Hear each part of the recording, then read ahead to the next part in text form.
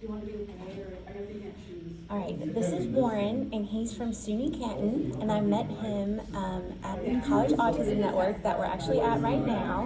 And Warren is 20 years old, and he's on the autism spectrum. And so I just wanted to talk to him for a minute about things that he has struggled with having autism. So, Warren, what types of things did you struggle with? So when I was younger, I really struggled with facial expressions. So I actually learned from cartoons. It's very over-exaggerated, very inappropriate at times when I would make a face, because I would learn from slapstick. Because Tom and Jerry, the one with Coyote, they were very common. So that was one of my biggest struggles, but my other really big struggle was voice and my volume control, because I would notice that when I was in a testing room, I would whisper to my friends when we were done, and my teacher would go, "Warren, use your inside voice." But I thought I was. I couldn't tell that I wasn't. So I actually had to learn how to tone down my voice, and the way I did that was by using outdoor sources. So I could never tell myself. That's the big issue. So I can now tell that I'm talking at a level tone and not pitching too much or going down too low. However, I couldn't tell that when I was younger. I couldn't see that in myself.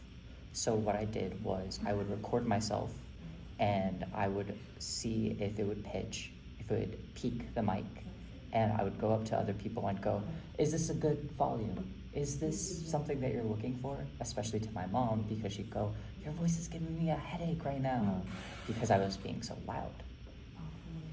Okay, so how long did that take you, just before you felt like you learned to be able to learn inside voice? I'd say, because I'm a quick learner, it took me about 6 months, and the only reason why it took so long is because I didn't have any sources other than the recording and my mom. Right, okay. So Warren told me all this before any time I told him about the Brooks Band or anything, but upon this I told Warren about the Brooks Band and kind of how the Brooks Band came to be. And so Warren, knowing about the Brooks Band, how do you think that could have changed your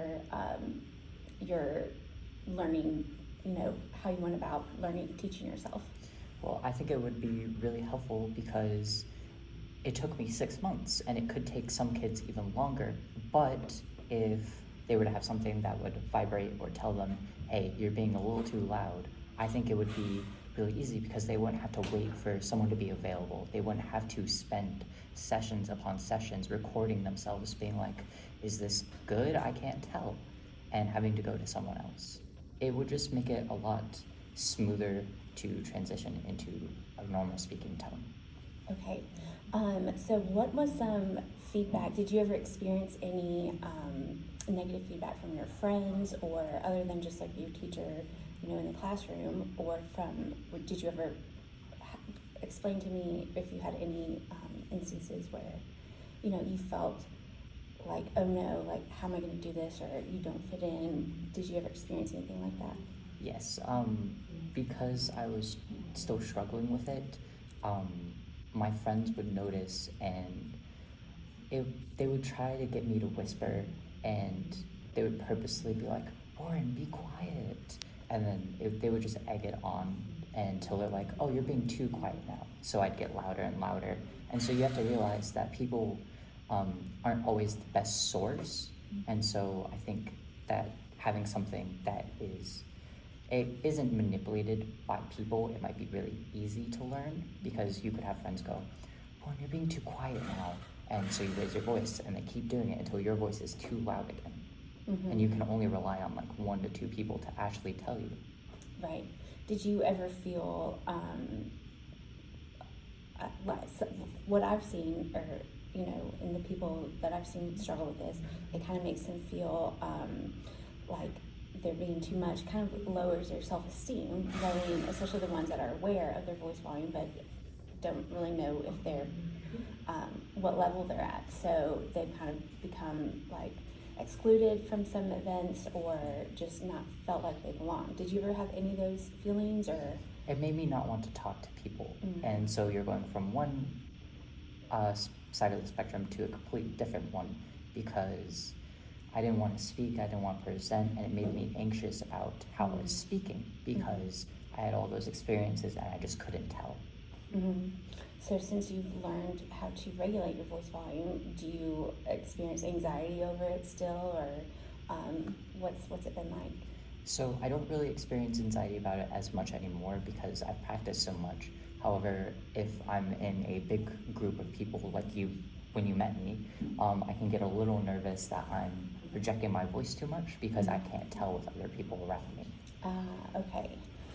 Well, Warren, thank you so much for sharing your experience and for letting me record you. So I just think that this is a great way to let people know that aren't aware of the struggle, like what it was like and what kind of the effort you had to put into this, into just teaching yourself voice volume regulation.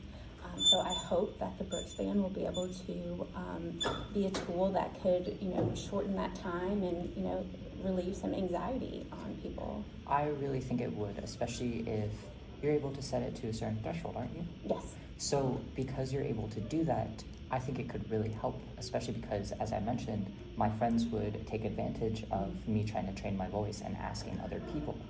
You don't have to worry about that with the Brook Band. You just have to go, okay, I cannot reach this threshold, and then it will tell you.